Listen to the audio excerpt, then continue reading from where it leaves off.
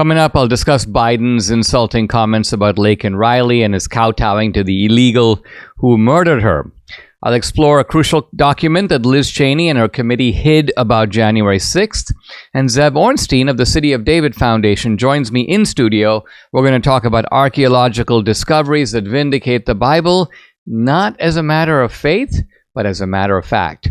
Hey, if you're watching on Rumble or listening on Apple, Google, or Spotify, please subscribe to my channel. This is the Dinesh D'Souza Show.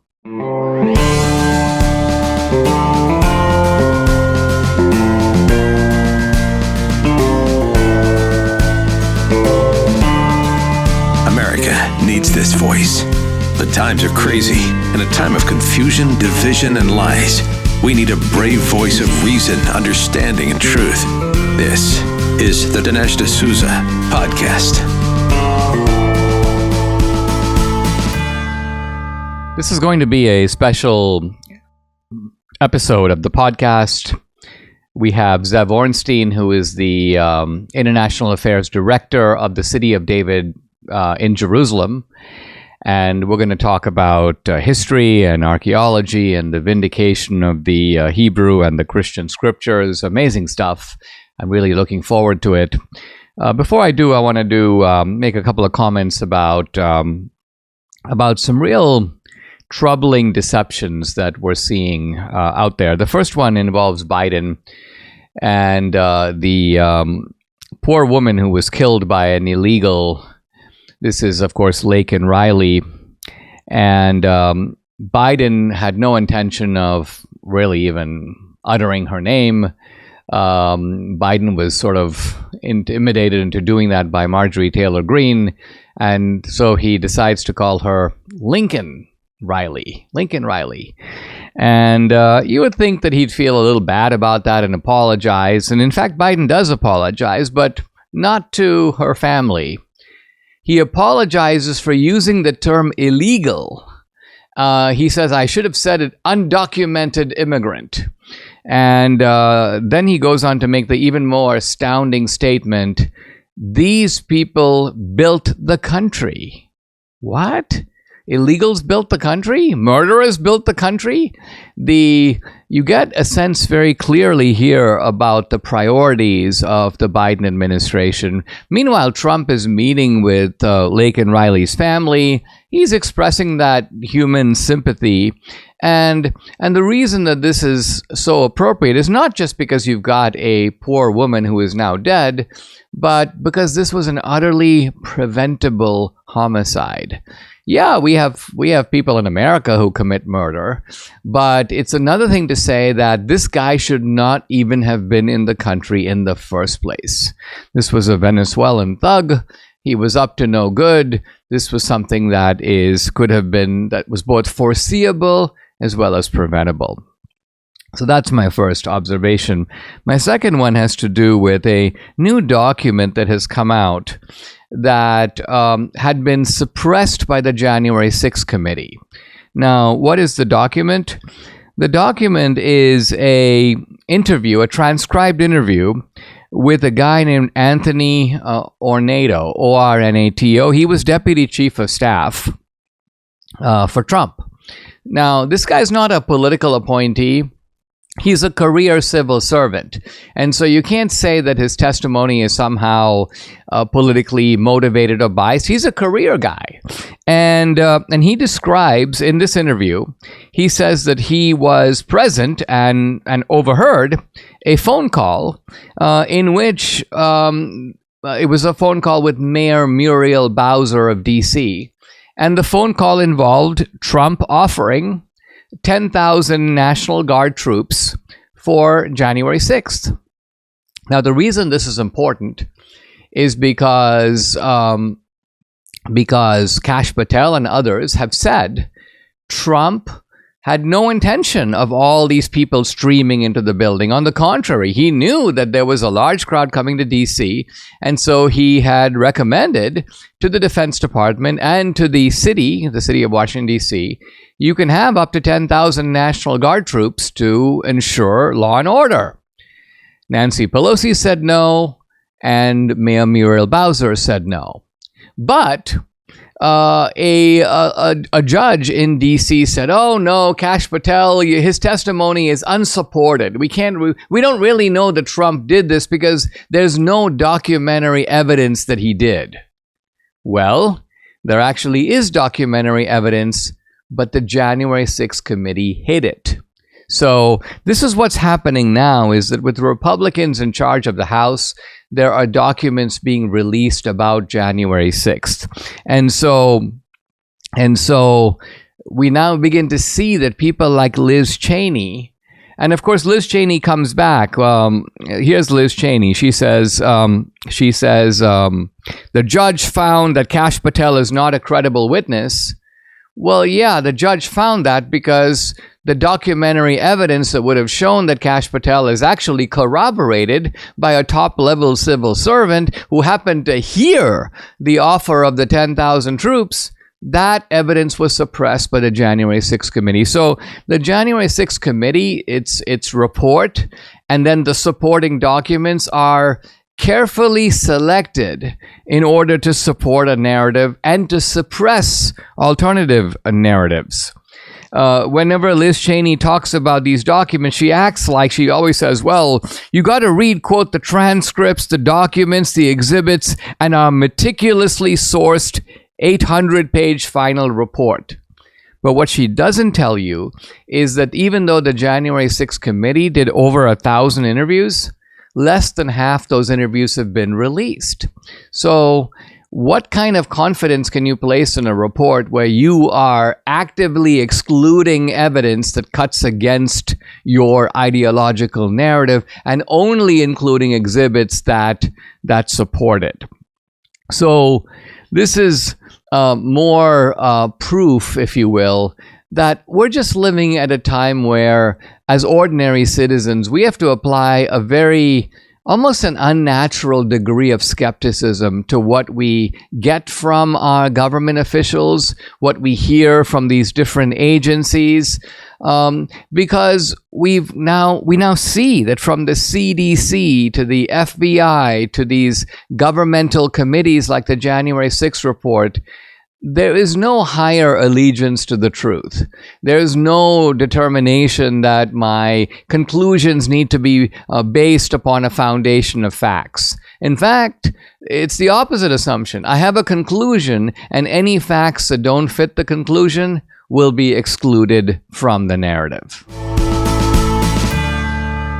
Are you ready to lose weight but not sure where to start? I understand Debbie and I were right where you are a year ago. Let me tell you why we chose PhD Weight Loss and Nutrition and why I so highly recommend their program. First, Dr. Ashley Lucas has her PhD in chronic disease and sports nutrition. Her program is based on years of research. It's science-based. Second, the PhD program starts with nutrition, but it's so much more. They know that 90% of permanent change comes from the mind, and they work on eliminating the reason you gain this weight in the first place. There are no shortcuts, no pills, no injections, just solid science-based nutrition and behavior change. And finally, probably most important, I lost 27 pounds, Debbie lost 24. We haven't gained the weight back. Why? That's because PhD Weight Loss and Nutrition has a lifelong maintenance program. So if you're ready to lose weight and keep it off, lose it for the last time, call 864-644-1900 to get started. You can also go online at myphdweightloss.com. Do what we did, what hundreds of my listeners have done. Call today. Here's the number. Write it down. 864-644-1900. Financial experts thought we were in the clear. They were anticipating around 6 rate cuts by the Fed this year, and then the inflation data came out higher than expected.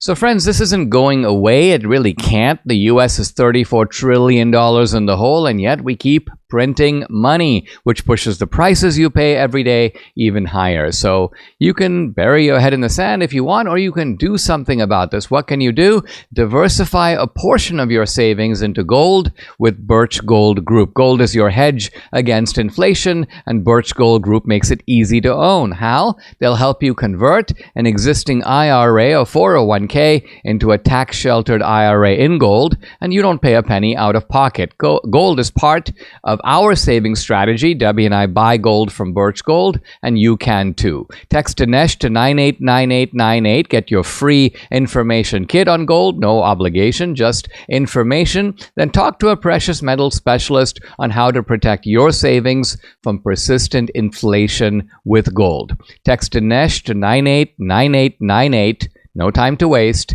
Do it now. Guys, I'm really happy to welcome to the podcast in studio a friend who is Zev Orenstein. He's been on the podcast before. He lives in Israel. He is the International Affairs Director at the City of David Foundation based in Jerusalem. Zev travels frequently through the United States, and he was in our neck of the woods in Texas. And we had a small dinner last night with some guests and kind of potential donors to the City of David. We are enthusiastic supporters of the City of David. And by the way, the website is cityofdavid.org.il/en. So cityofdavid.org.il/en. Zev, thanks for joining me. Great to have you in our part of the country.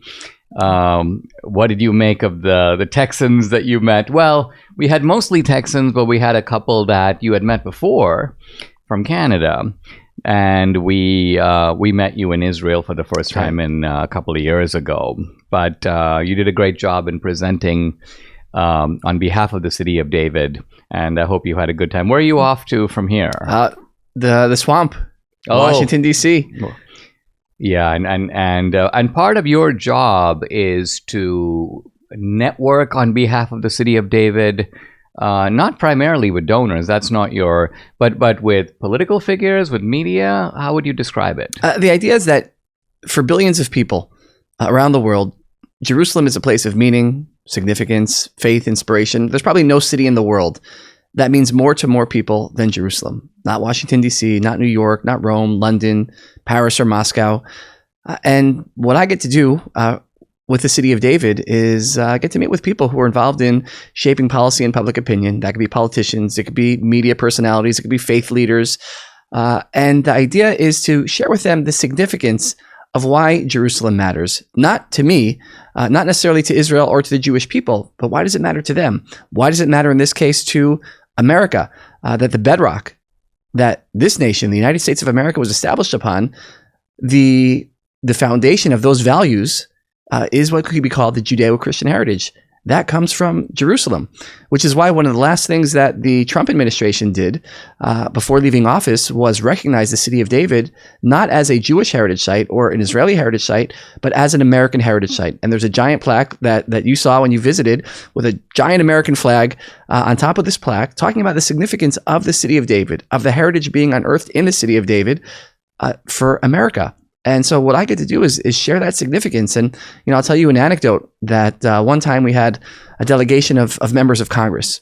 They came on the City of David, on a tour of the City of David. They were walking along the pilgrimage road like we visited together.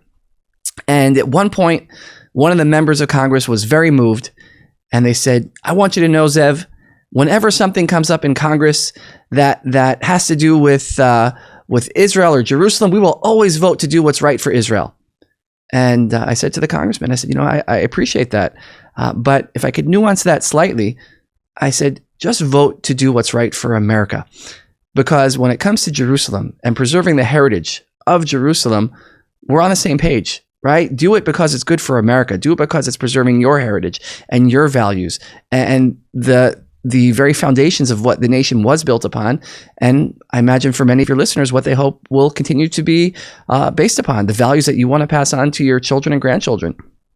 You're making a critical point here, Zev, which I want to elaborate. And that is that a lot of people in America think of themselves as being pro-Israel. Mm-hmm.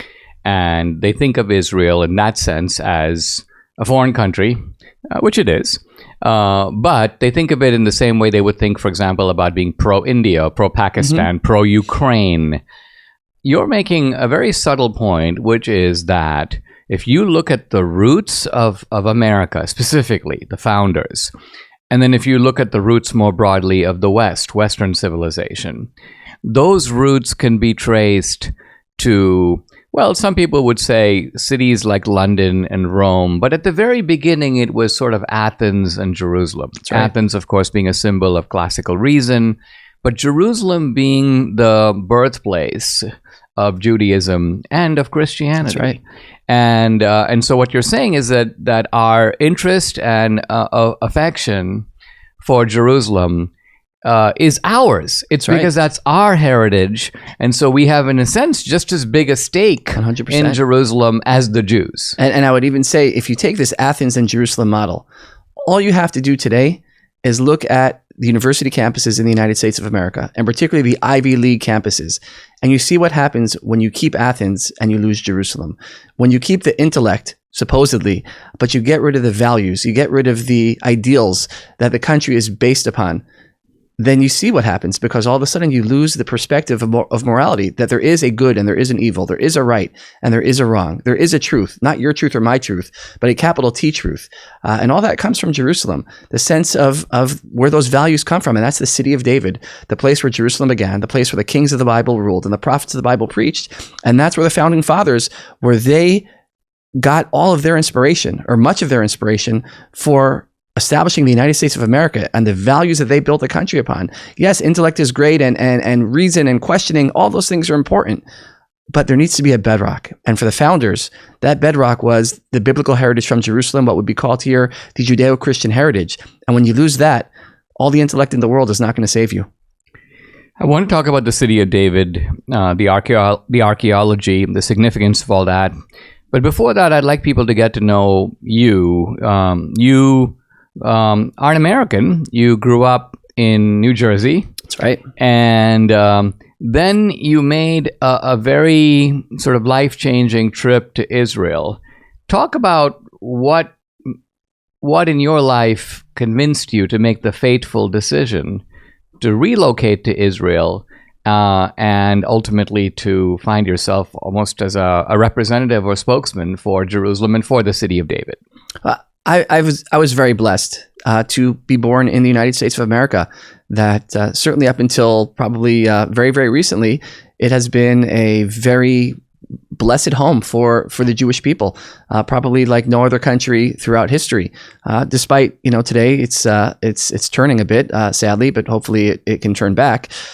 But growing up in the United States of America, I felt very much at home, very proud of being an American. And at the same time, also proud of my Jewish identity and Jewish heritage. And in America, the beautiful thing is that you can be both.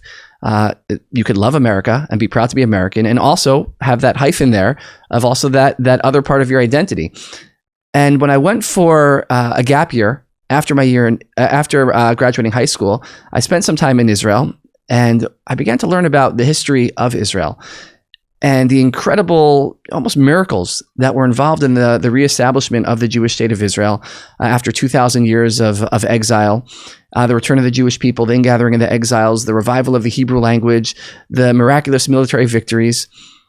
And the more I learned about these things, I said, well, how is it that I never knew about these things up until now? And I wanted to be a part of that story. I wanted to be a part of a story that was, in many ways, bigger than myself, a part of my people's story going back thousands of years. And after I left the gap year and I returned to the United States, I went to university in New York. And upon finishing university, I decided to, I got married, and then I moved to Israel with my wife. Now we have 3 kids, all born in Jerusalem. And the beautiful thing that is possible is you can love America, you can love Israel.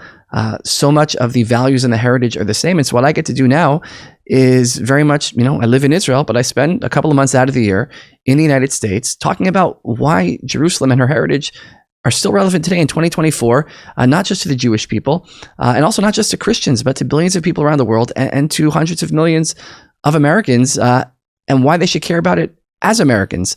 And that's a big privilege.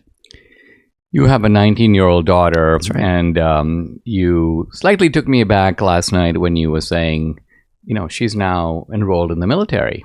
So let's take a pause. When we come back, I want to ask you about doing the kind of work you do, and also what it's like to live in Israel today under conditions of war.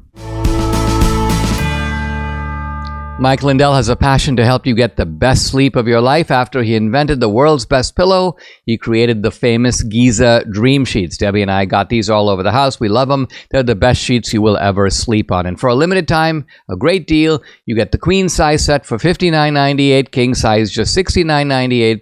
The lowest prices in history. Mike and the MyPillow gang continue to be canceled by the big box stores. They're attacked by the media. They really appreciate all of your great support during these times and want to thank you by giving you free shipping on your entire order today. To get the specials, go to MyPillow.com or you can call 800-876-0227. The number again, 800-876-0227. When you use promo code Dinesh, you get the famous Giza Dream Sheets, queen size $59.98, king size $69.98. By the way, 60% off the original My Slippers. So call 800-876-0227 or go to mypillow.com. Make sure to use the promo code. It's DINESH Dinesh.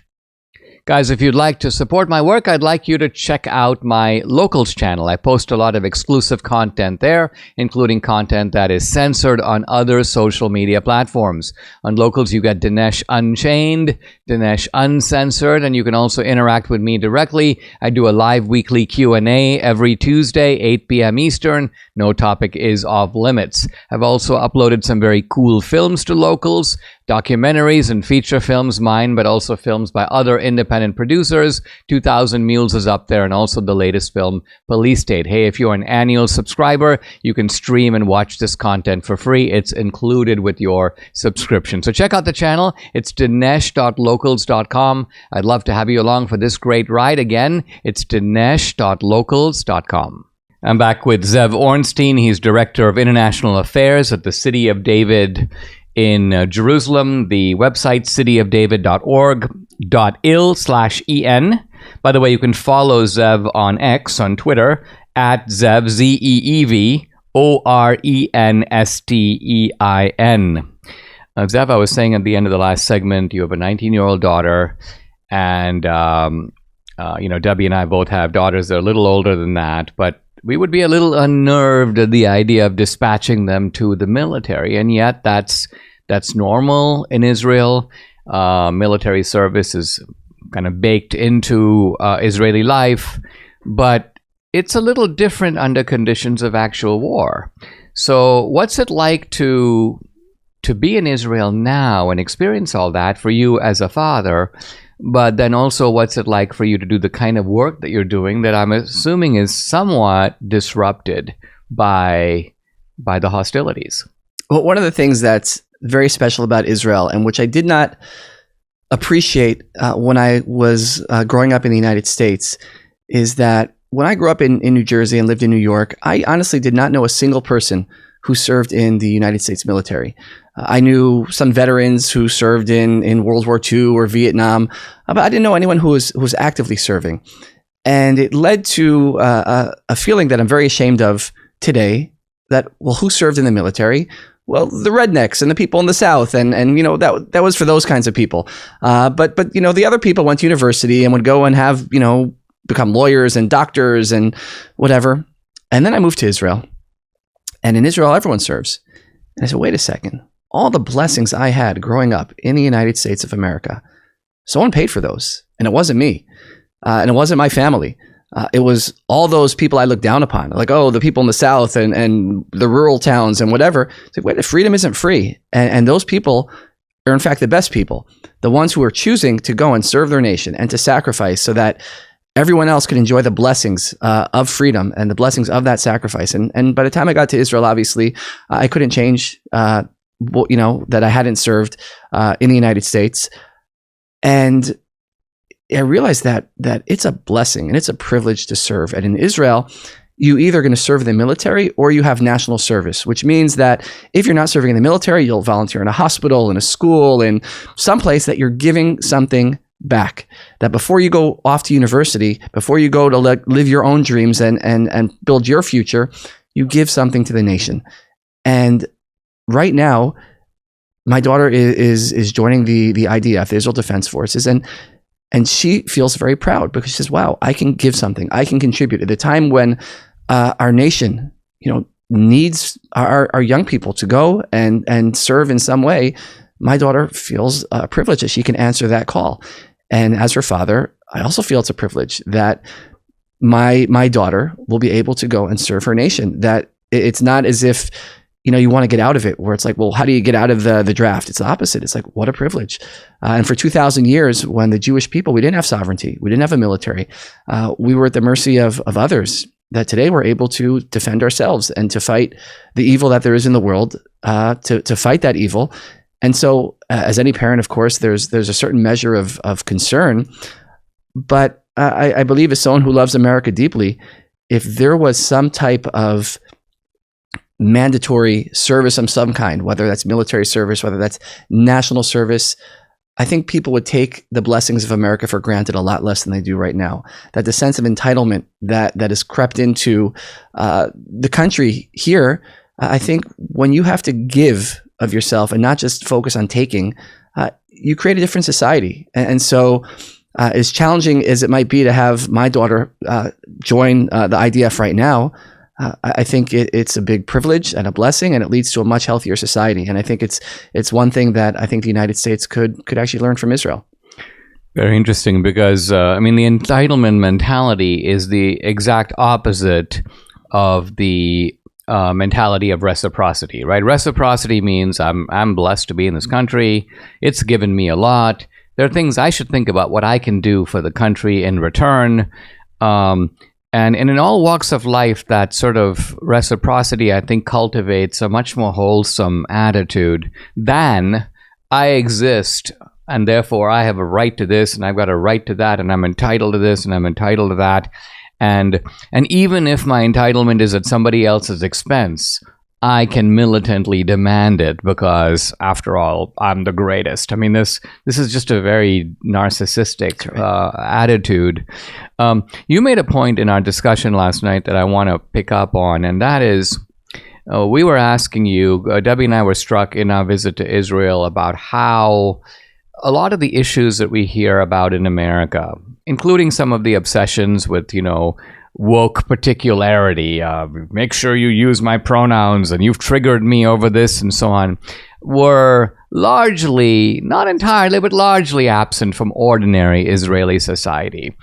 And you said that is true, but you gave an interesting reason for why it's true. So talk about why in Israel some of these issues have not caught on. So I was privileged to lead a tour for a delegation of members of Navy SEALs.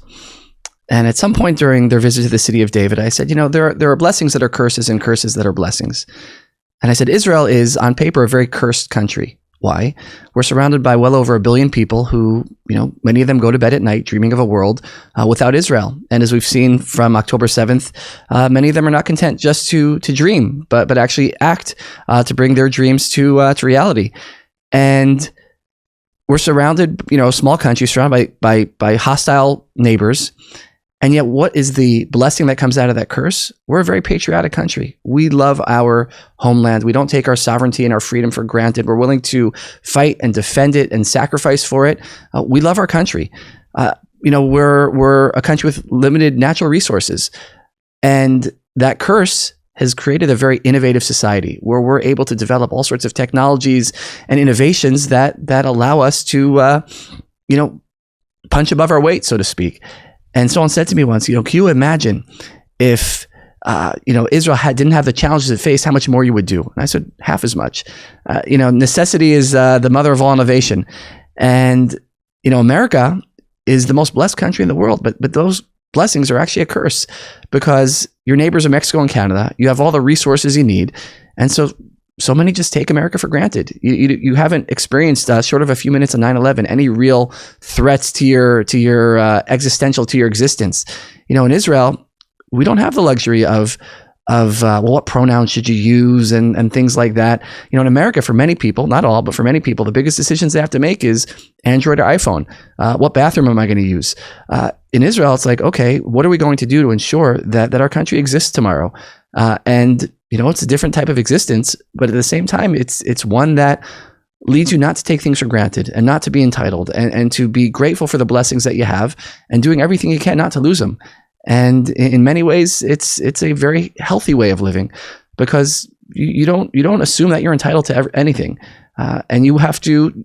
Every day is a gift. Every day is a blessing, and you have to do your work to make sure that you get it tomorrow, and that the blessings that you have today, if you want them tomorrow, you got to earn them again. And that's, I think, a healthy attitude.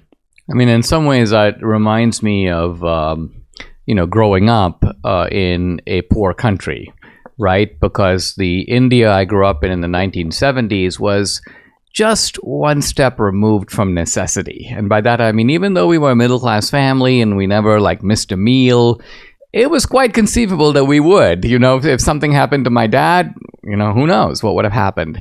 So when people are living relatively close to survival, they don't have the luxury to engage in a lot of silliness. And as a result, they have a singular focus. And I think that's what you're saying. As a country, Israel's survival is at stake. And that clarifies the mind, and it keeps people focused on the big stuff that really matters.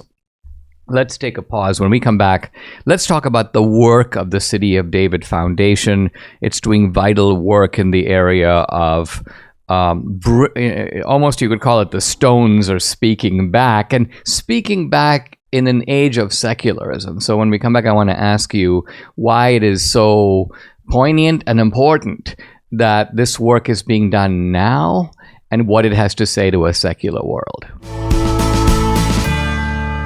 I'm back with Zev Orenstein, Director of International Affairs at the City of David in Jerusalem. The website, cityofdavid.org.il/en. Follow Zev on X at Zev, Zev Orenstein. Zev, let's talk about the work going on at the City of David in Jerusalem. Now, first of all, some people may not know. What is the City of David, and where exactly is it in Jerusalem? So the City of David is the historic site of biblical Jerusalem. It's the place where the kings of the Bible ruled, the prophets of the Bible preached. So when you close your eyes and you imagine biblical Jerusalem, for many people, whether you're Christian or Jewish, you might see places like the Old City of Jerusalem. You might see the Western Wall, maybe the Church of the Holy Sepulchre, the Via Dolorosa, the Stations of the Cross, the Mount of Olives. All great places, all really, significant places. Yet, when you speak of the Jerusalem of the Hebrew Bible, the original Jerusalem of King David, King Solomon, King Hezekiah, the prophets like Isaiah and Jeremiah, they weren't hanging out in the old city of Jerusalem. They were in the City of David. Now, where is the City of David? Up until 150 years ago, everyone thought it was the old city. Until 1867, Queen Victoria of England wants to discover the treasures of the Bible, like the Ark of the Covenant. So she sends a man by the name of Captain Charles Warren to the Holy Land to find those treasures. He goes to Jerusalem. And if you're going to go to one place in Jerusalem to find the treasures of the Bible, you go to the Temple Mount, the biblical Mount Moriah. And so that's what Charles Warren does, except in 1867, the Ottomans, the Muslims, are controlling the area. And they say, Charles, we're sure you're a great guy, but you're not going to dig up the Temple Mount. And to this day, there's been virtually no archaeological activity on the Temple Mount due to religious sensitivities, political sensitivities. And so now Charles Warren, he can't go back to the Queen empty-handed. So he goes down the slopes of the Temple Mount, walking through the Kidron Valley, and he comes across an ancient spring, the Gihon Spring, the life-giving waters of Jerusalem, and he realizes, wait a second, the original biblical city of Jerusalem, the City of David, the place where Jerusalem began, is not inside the walls of the Old City, but outside the walls of the Old City. The problem was, when he announced this theory to the world, scholar and layman alike said, Charles, that's the most ridiculous thing we've ever heard. Why? Because at that time, the City of David was a barren 11-acre ridge. There was nothing there. They said it can't be that the City of David, with significance not to millions, but to billions of people around the world, is a barren 11-acre ridge. It has to be the old city. Charles Warren says, I'm telling you, this is the spot. And over the next 150 years, the City of David becomes one of the most archaeologically excavated sites in the world, the most excavated site in all of Israel. And today everyone knows that Charles Warren was, in fact, correct. I mean, this is the wonder of archaeology. It is uncovering things that have been beneath the ground for hundreds, and in some respect, thousands of years. And the significance of it to me is that we once lived in a time when the basic truths of the Hebrew Bible, and this would be said for Christians of the Christian Bible as well, were unquestionably taken for granted. Now, there were obviously some debates about interpretation, but that this was the outline of the way things were. These are the commandments of God, for example, the 10 Commandments.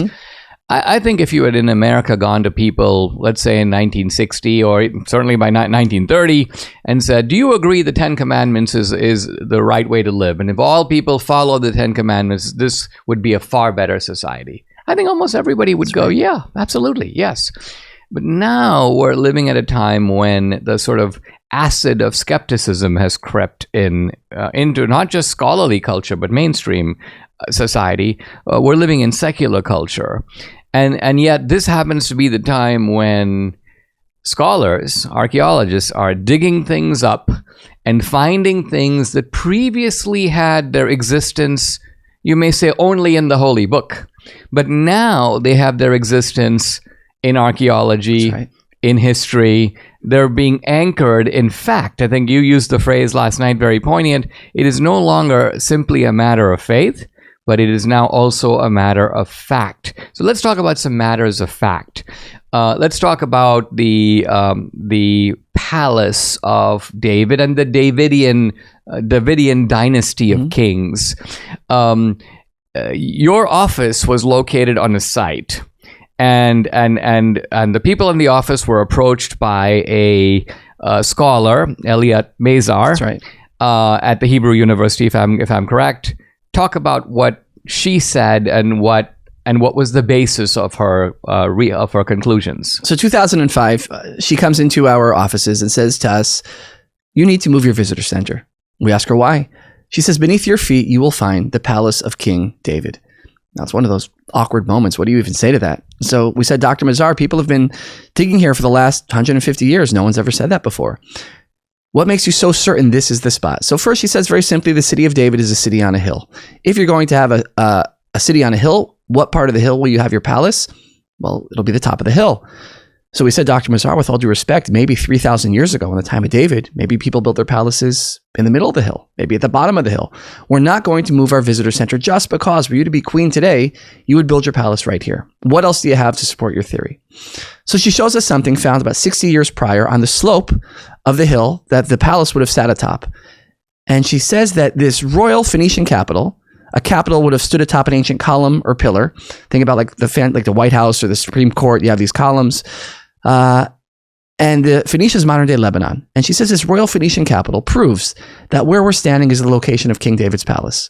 So we said, Dr. Mazar, what on earth does a royal Phoenician capital have to do with David and where he built his palace? So Dr. Mazar said, well, if you knew the Bible, like I know the Bible, you would not ask questions like that. So, well, clearly we don't. Help us out. And she said, if you look in 2 Samuel chapter 5, verse 11, it says, King Hiram of Tyre sent envoys to David with cedar logs, carpenters, and stonemasons, and they built a palace for David. So Dr. Mazar says, why do we find a royal Phoenician capital in the city of David, the place where Jerusalem began? Because the Phoenicians were the ones who built David's palace. The archaeologists come in, they begin to dig, they find massive walls up to 20 feet thick, thicker than the walls of the White House. Dr. Mazar finds at the base of the walls pottery and other organic material, which she dates to 3,000 years ago, to the time of David. She announces to the world, I've discovered King David's palace. Now, scholars, archaeologists come show us the proof.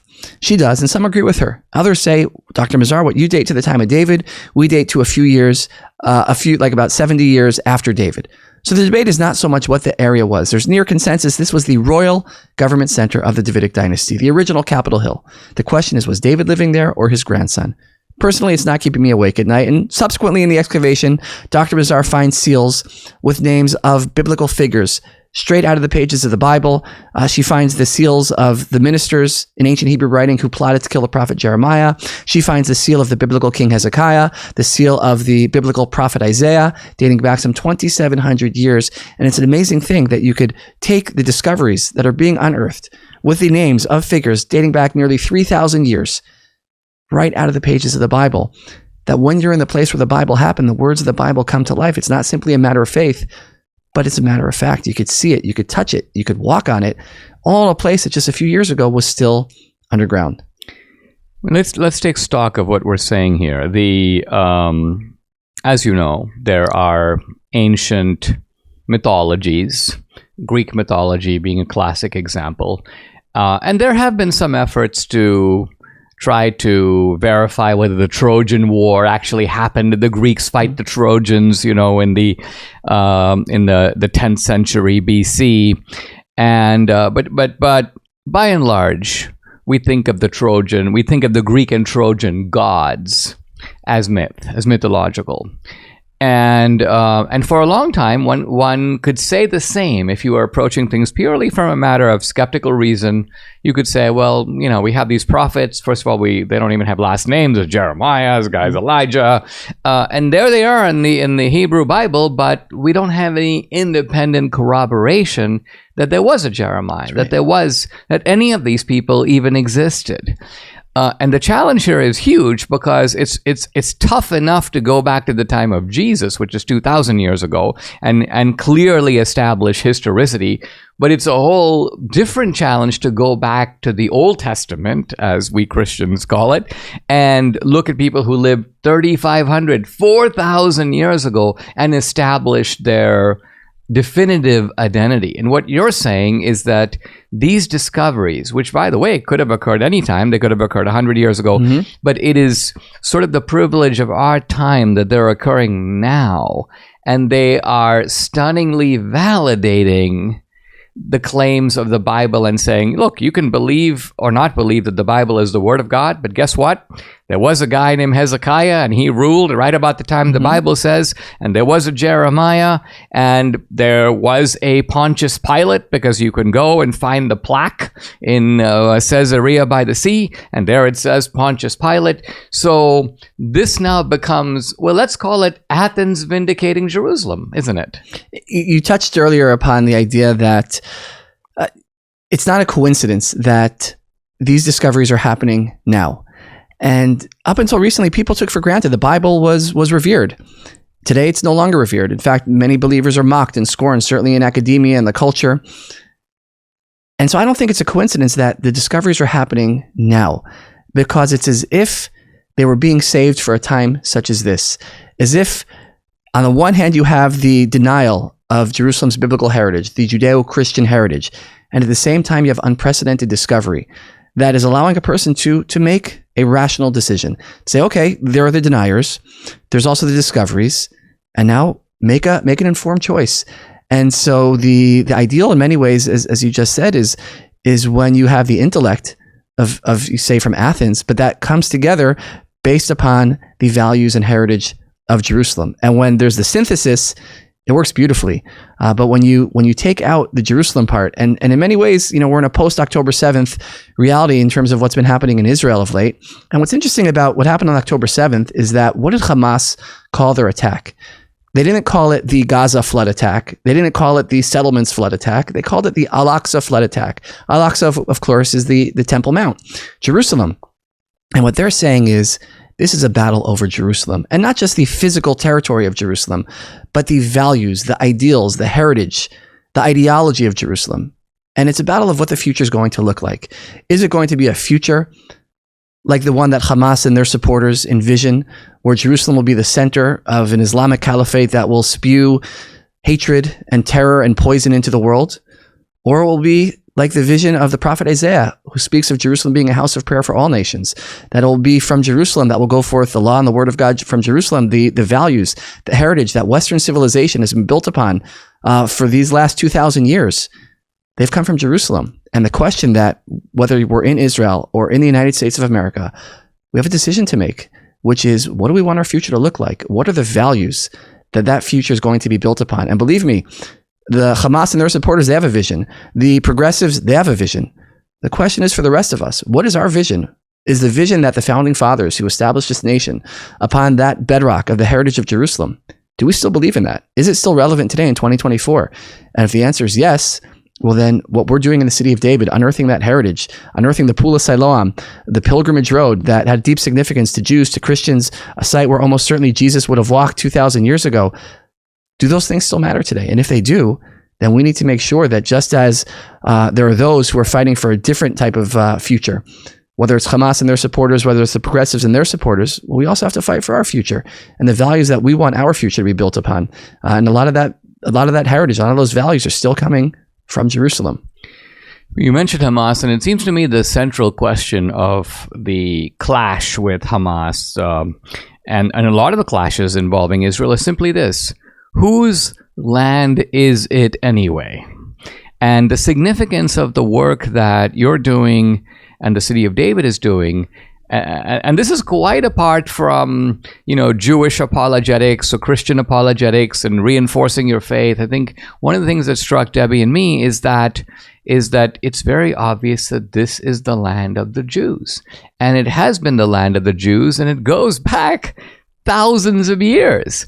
And the evidence is in seals and stones and monuments, and they're all there for you to see and to touch.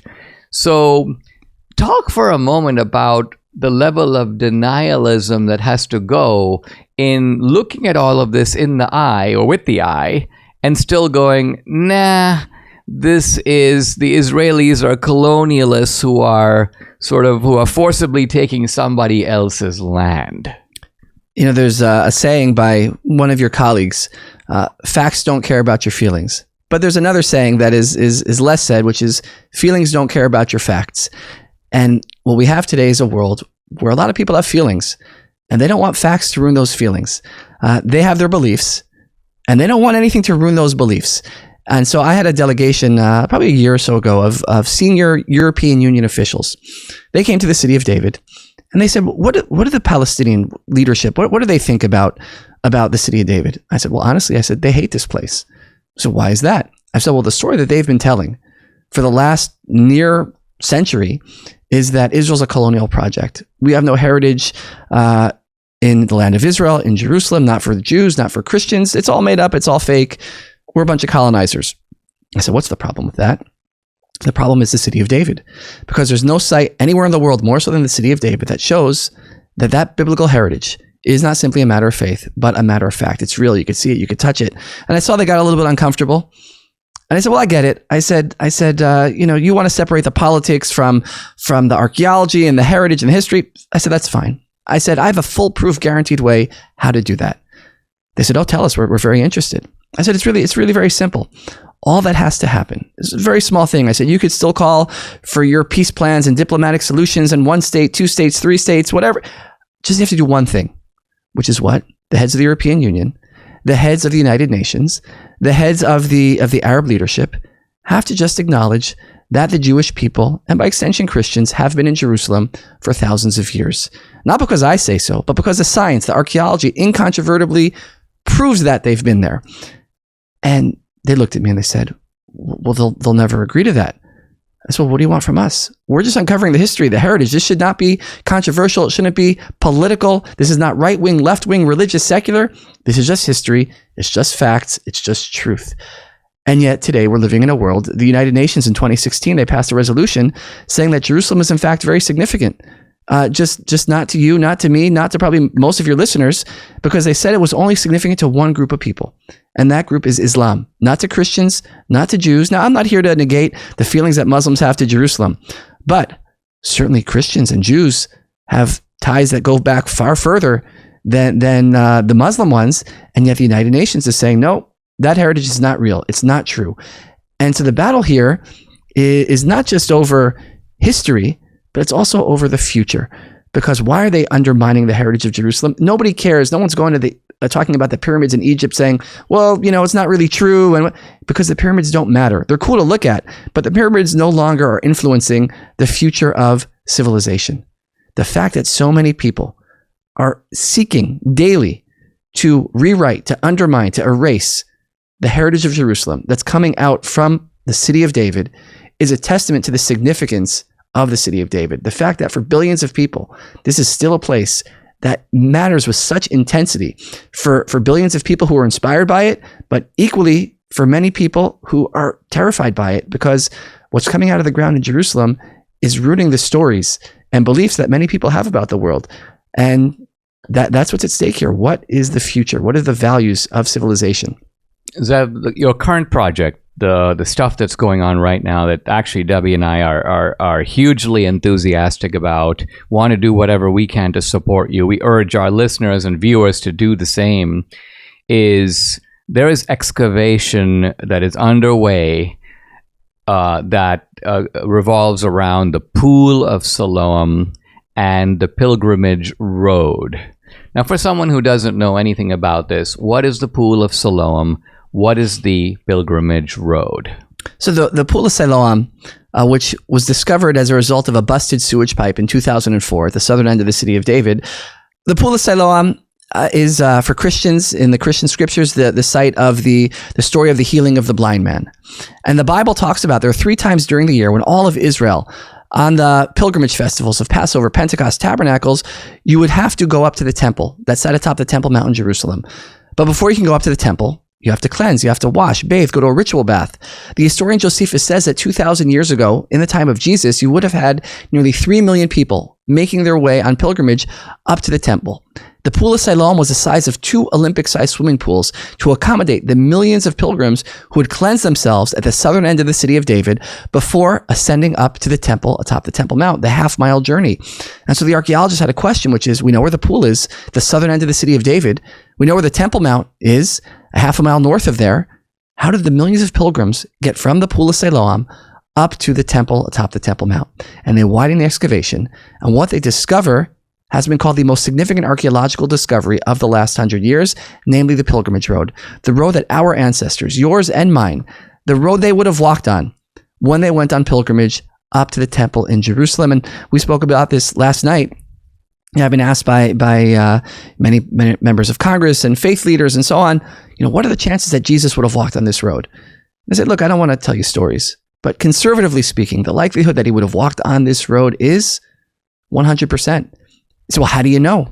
This is really very simple. If you believe that he was a historical figure, he was Jewish. He was in Jerusalem. He would have gone with all the Jews down to cleanse at the Pool of Siloam. He would have then walked up the pilgrimage road up to the temple on the Temple Mount. The Pool of Siloam that we're excavating in the city of David as we speak is the same Pool of Siloam from the time of Jesus. The pilgrimage road that we're excavating as we speak, it's the same pilgrimage road. It's the same city of David. It's the same Temple Mount. Not simply a matter of faith, but a matter of fact. It's the most hallowed, significant half mile anywhere on the planet. Zev, am I right that what's happened historically is that subsequent kingdoms conquered Israel, and so, but what they did is they didn't wreck what was there, they built on top of it. And therefore, when you do excavation, because it seems almost unbelievable for someone to say, hey, listen, we still have that same road, not a replica of it, but those actual stones. That's right. In fact, you have found coins. And we were just talking yesterday, and it sort of filled me with a sense of wonder. Some pilgrim in like 80 BC is walking down that road and drops a coin, having no idea that 2,000 years later, an archaeologist, it would be a rare find, and the coin is worth like $10,000 today. And so what you're saying is that all of this is intact to a large degree, and the work you're doing, and the archaeologists are doing, and the diggers are doing, is to bring all this back out. Now, we saw a part of it before it was open to the public, but I think you said pretty soon there will be a chance for people all over the world to walk the pilgrimage road the same way as the ancient Jews did, and the same way that perhaps Jesus did. That's right. Our hope is over the next year and a half or so, that we'll be able to finish the north-south corridor of the pilgrimage road, connecting the Pool of Siloam all the way up to the Temple Mount. And once we finish the north-south corridor, the road itself is 5 times wider than what we saw together. And so then we'll go east-west, and we find lining the pilgrimage road the ancient shops and stalls that the pilgrims would have stopped on their way up to the temple, maybe to get the temple tax, maybe to get something for a temple offering, and it's all there. And the incredible thing, when you think of the great wonders of the world, you might think of the pyramids, you might think of the Colosseum, and a person goes to see the pyramids today and they say, look at the grandeur of the pharaohs. You go to the Colosseum, look at the might of the great Roman Empire. But then you ask yourself, where are the pharaohs today? Where is the great Roman Empire today? And the answer is the same. Museums, history books, with some monuments left behind. A person comes to the city of David, the place where Jerusalem began. And when we finish the excavation, in the not too distant future, God willing, of the Pool of Siloam, of the Pilgrimage Road, I believe that will also be among the great wonders of the world, but in a category all its own. Why? Because if the pyramids and the Colosseum represent a chapter of history, once upon a time, what we're unearthing in the city of David represents the continuation of a story. Because the people who will walk on the Pilgrimage Road in just a little bit more time, it was their ancestors who walked there 2,000 years ago, who worshiped the same God, shared the same faith, had the same customs, traditions, festivals, sometimes even the same language as their ancestors did before them. This is literally the continuation of a story. And we are just bringing that story back to life, and for the benefit really of billions of people and hundreds of millions of Americans who will be able, with every step they take, whether they just love history, but also to affirm their faith and affirm the values that their countries have been built upon and that they try to live their lives according to. It's real. You could see it. You could touch it. And in an age where so many of those values are being mocked and ridiculed and scorned, to see, wait a second, they're actually rooted in something far stronger. That bedrock that they're built upon doesn't waver. And even though it may seem that today there are a lot of scoffers and deniers, the heritage that both of our great nations have been built upon, the United States of America and Israel, the bedrock is solid, and the beliefs are solid, and the values are solid, and they've withstood the test of time. And God willing, that will be the case moving forward as well. It's a very, intellectually exhilarating, but I think also affirming for many people at a time when they're looking for a firm grounding, a factual grounding of their beliefs, and also a solid moral grounding for their beliefs. So thank you so much for joining us. Really a privilege to know you. And guys, check out the City of David. It's cityofdavid.org.il/en. We've been talking to Zev Orenstein. Follow him on X at Zev, Zev Orenstein. Zev, thank you very much. Thank you. Subscribe to the Dinesh D'Souza podcast on Apple, Google, and Spotify, or watch on Rumble, YouTube, and SalemNow.com.